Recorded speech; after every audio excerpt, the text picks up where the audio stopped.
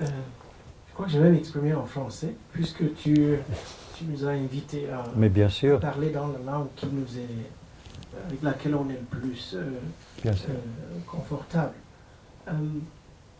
Je dois dire que les poèmes que vous avez lus ce soir sont de très beaux poèmes. Et cette beauté, je l'ai retrouvée de manière très vive dans la lecture que Georges en a faite en langue française, au point où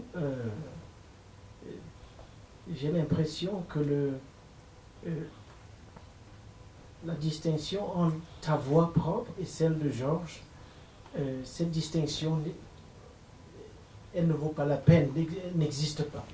Elle a été abolie dans la manière dont il a pu traduire en français ton texte. Ce qui me fait dire que peut-être que la force d'un poème réside précisément dans sa puissance de dissémination, sa capacité à prendre vie dans une langue autre que celle dans laquelle le poème a été écrit. Et de ce point de vue, je crois que c'est ce que vous avez offert, ce que vous nous avez offert ce soir est un exemple de cette puissance de dissémination. J'aimerais quand même te poser une question, puisque les poèmes avaient trait à un personnage qui a été manifestement ton ami, avec lequel tu as été très proche et qui a disparu. Et je voudrais poser une question autour de cette question de la disparition.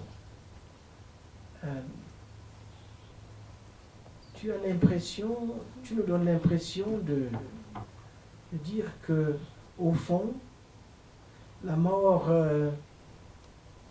est une fenêtre qui ouvre au fond sur une liberté neuve, et que les funérailles, l'ensevelissement, au lieu de signer d'être la signature d'une vie qui est terminée, sont au fond une porte vers un recommencement toujours infini d'une vie qui se vit longtemps après que nous soyons partis. Et donc j'aimerais que tu commentes un peu, tu me fasses un commentaire sur pourquoi est-ce que cette préoccupation sur disparition et le recommencement, quelle importance ça a dans ton travail, surtout en ce moment? Oui. Si tu me permets, Achille, je vais peut-être, juste pour ceux qui ne comprennent pas le français, rapidement essayer de faire un petit résumé de la dernière partie. La première partie, je te remercie. Et ce qui m'amène une autre pensée qui découle de cette première partie de ce que tu as dit. Toute langue a sa propre façon de traduire la beauté ou de se manifester en beauté. Et souvent, je me rappelle d'ailleurs cette discussion que je peux avoir justement avec Derrida, avec Bourdieu, quand je leur disais qu'on ne peut pas ne pas dire ça, enfin, on ne peut pas dire certaines choses en français parce que la langue est déjà en soi tellement belle et tellement philosophique que disons, la force de la langue l'emporte sur la possibilité d'introduire un certain doute dans la langue. Enfin, tu connais l'histoire, ils étaient très fâchés avec moi. De quoi tu parles? Mais bon, the second part of what you were saying has to do with why, if I may retranslate it, can you speak a little bit more about this notion of death being the beginning of whatever comes afterwards? It's a kind of a freeing, a kind of a liberation. Why do you think this is something, a theme or a preoccupation that has become important to you? C'est plus ou moins ça, non? Ce que tu as dit. So, vraiment, j'aurais vraiment voulu en parler en français avec toi. On aura l'occasion de le faire. Mais peut-être pour qu'on puisse en profiter, parce que peut-être d'autres opinions là-dessus. Of course, you know, one is always justifying to some extent what you do. You find, maybe a posteriori, you find some kind of reason to say this is really why it was inevitable that I should be doing this. It is inscribed genetically that one should be changing. I could muster and I could summon all kinds of influences, like threads, like underlying or underground forms of pulsation that for me were important, that run through it. And I could say that I've always played, although playing may be not the right word, but I've always been conscious of the impermanence of the notion of the fixed person, the fixed I, the ego. And that in itself, of course, is something that you're familiar with through Buddhism and through many other.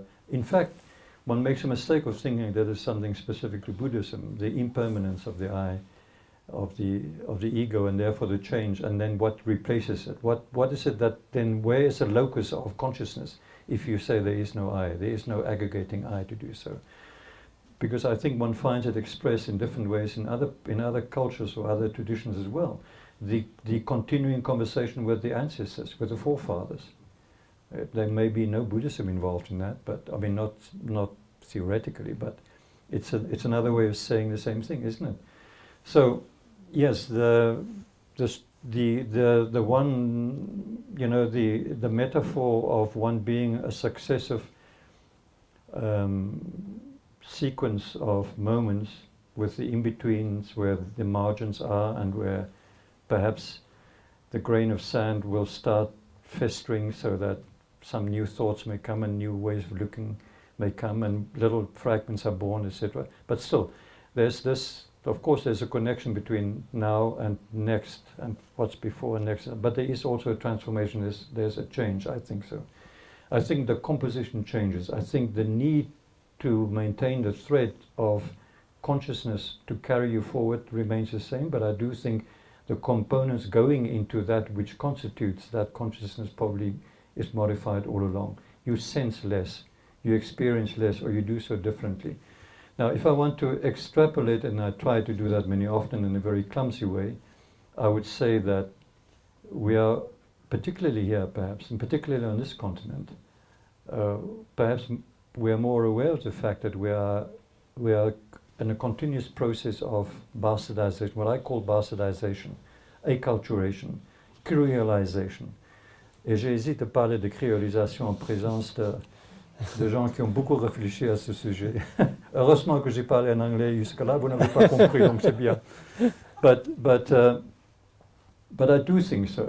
And for me, there's a very fascinating thing. Look at what we have become in terms of our thinking about who we are over the last 20 years. If you take as a pense-bête, if you take as an objet philosophique, un objet de réflexion, la situation politique, par exemple, et comment nous pensons, comment nous l'abordons.